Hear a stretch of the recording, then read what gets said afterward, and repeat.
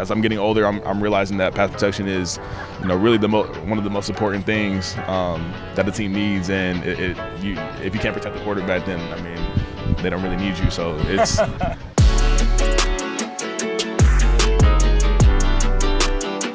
Joe Marino and Kyle Krabs from the Draft Network here at the QB Retreat, Santa Monica, California. Steve Clarkson putting on a great event here. We're joined by Texas running back Bijan Robinson. And Bijan, thanks for giving us some of your time here. And, congrats on what you've already been able to accomplish at Texas. And just curious, as you think about where you've come and what's coming ahead for you, where's your mind at? What's your mindset at this point as you're getting ready for the season? Well, yeah, man. First of all, it's just a blessing to be out here, with you guys, talk to you guys. It's just awesome to get to meet new people and see all the new things that I missed in high school. But I'm looking forward to a lot. It's been fun these past couple years at Texas, and now that I get to be that leader on the field and be the guy that a lot of people look up to on the field. It's a blessing to even have the opportunity to do that, especially at Texas, where it's a high prestigious college and a lot of people tune in. So it's been fun, and I can't wait to do some more when I get out there. Bijan, it did not take very long for you to make a strong impression on everybody at the University of Texas. And yes, sir. I wanted to ask you, as you've matured as a player there at Texas, what's something that coming into this season, you're looking forward to adding to, like an extra element to who you are as a player? Yeah, I think that, the guys look up to me a lot on the team. I try to lead by example a lot, find new ways to get better, on and off the field. But I think just being, more of a vocal guy, to the guys, especially because we have a lot of new transfers in and just a lot of new players that we haven't seen before, to get them more, acclimated into the environment. I think that'll be a big step in my game. And obviously just getting better in all areas, from on the field to in the film room, just anywhere that I need to get better at, but really being a vocal leader and letting those guys, see me on the field and try to take some pieces away from me. So Bijan, as you think about everything about playing at Texas and all the great running backs that have come through that university, when you consider what you want, your legacy, what you want Texas Longhorns fans to remember about you, what impression you want to make, like what is that stamp that you're looking for to make on that program and how you remember it at Texas? Yeah, well, obviously, like the football, like you obviously want to leave a lasting impression on the football field, but I want the people to know like what kind of person I was, and how to do it and doing it the right way, instead of just like just kind of screwing around and just being a good football player but not having the other element off the field. So I want them to know like, I've always been a good person and always wanted to, change somebody's life, if they're watching me on the field or if they're just seeing me off the field. So that's more of the impression I want to leave, when I leave Texas. What are some of the things that Texas has provided you for opportunities to kind of live that and put that into action? Yeah, well, they have such a big platform, and they are really good at getting you out, in the media and whatever media it is, the biggest media or even media that people don't even see that much, but they're really good at just connecting you with a lot of people that you never known before, even if it's billionaires that you haven't heard of, but they're just really good at just putting your name out there and letting people see you, without a helmet on and letting them get to, interact and connect with you on a different level. One of the guys we had a chance to talk to the last time we were out here, we came out here for the Super Bowl. Yeah. We talked to Ricky Williams. Yeah. And we asked Ricky a little bit about your game, and he had a lot of complimentary things to say. But how much does the heritage of the running back position at Texas kind of guide you and your aspirations for who you want to be with the helmet on the field? Yeah, well, I talk to them all the time. Ricky's like a big brother to me. He'll text me, weekly and just ask me how I'm doing with my preparation, with me on the field, and then I see Earl Campbell all the time on the field. So we talk all the time, and they always trying to give me pointers to succeed on the field. And Jamal Charles, me and him, we see each other all the time because my agent is David Mulligeta, and that's his agent as well. So, and he lives in Austin, so we see each other at his house all the time, and just get work in that I haven't known before, and that he's teaching me a lot off the field. So just having that span of running backs to come through Texas, and now me following what they've been doing, it's been a blessing to have those guys alongside me. So Bijan, Kyle and I, we both really enjoy studying Coach Sarkisian and the offense that he runs, and so want to ask you, what's your favorite part of playing for Coach Sark, and then the opportunities that offense provides you as a running back? Yeah, so Coach Sark, he's obviously, a really big offensive mind in the football world. People call him a genius, offensive genius. But I think that just him, understanding the players that he has and trying to get you into the best situation possible when you're on the field, and trying to utilize the space that you have with all the athletes that he brings in.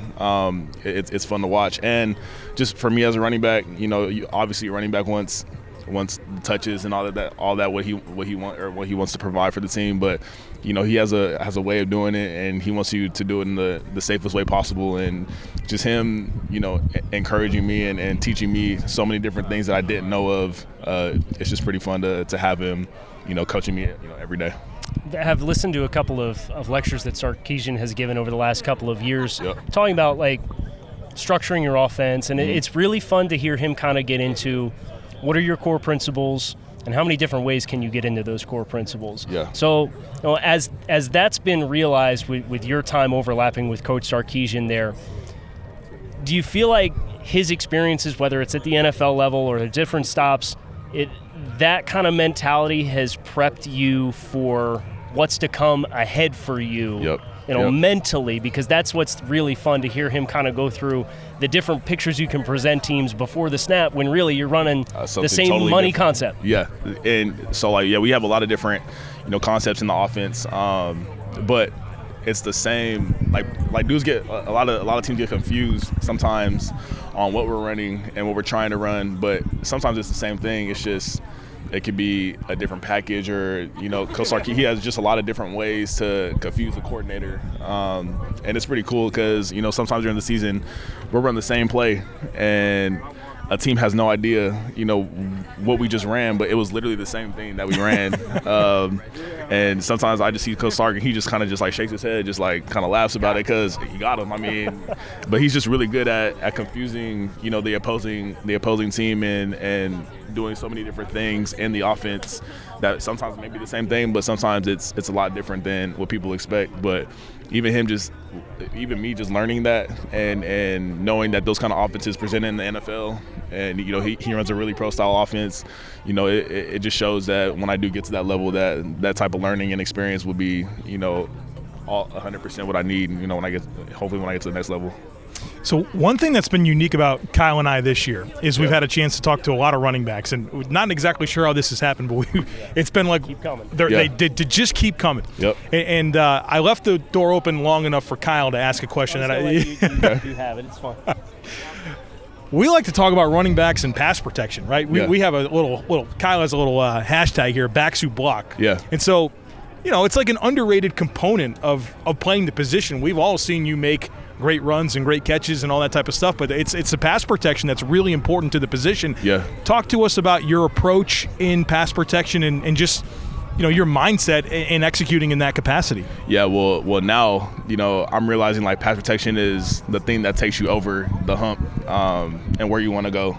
And, as a freshman, it was me learning pass protection and just kind of just putting my head down and just blocking dudes. But as I kept learning about it and as I kept learning the position and how important pass protection is, as a running back, it'll set you apart from a lot of different players in the league, a lot of different backs in the league, if you know how to protect and protect right for the quarterback. So as I'm getting older, I'm realizing that pass protection is, really one of the most important things that a team needs. And if you can't protect the quarterback, then they don't really need you. So it's the most important thing for a running back and for a team. So he got it started. So now I have a follow up. I did want to touch on how hard is it to kind of balance that with kind of the prevalence of you're seeing more and more RPO concepts. Of course, it's been more prevalent at the college game versus the pro game, but the pro game's trending that way a little bit now too, where those concepts, you might be coming through the mesh point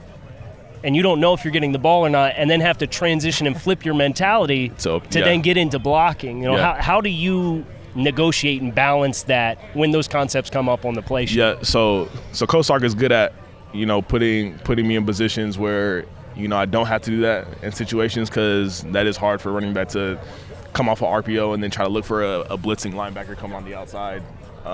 So he tries to put me in situations where the O-line will pick that up, and I can worry about the guys that are coming in the inside, so I don't have to transition myself from getting an RPO or getting that fake and then having to come back out and trying to block again. So he's good at trying to put me in a good position to. So they'll change that call and go maybe half slide and because to the extra defender, and then you're responsible for a gap. Absolutely, because if that's the case, then that's the wrong play some of the time, and he'll change it up. But he's good at understanding the matchups, and sometimes it's me being on a D lineman, and I don't think he wants that. So he's good at understanding formation that we need to be in, and trying to help us out, as players to get the best pickup possible. We're out here in Santa Monica, California. Steve Clarkson, QB retreat, Texas running back Bijan Robinson. Yes, really appreciated your time. Absolutely. And thanks for joining us. Yeah, thanks for having me, for sure. Yep, absolutely.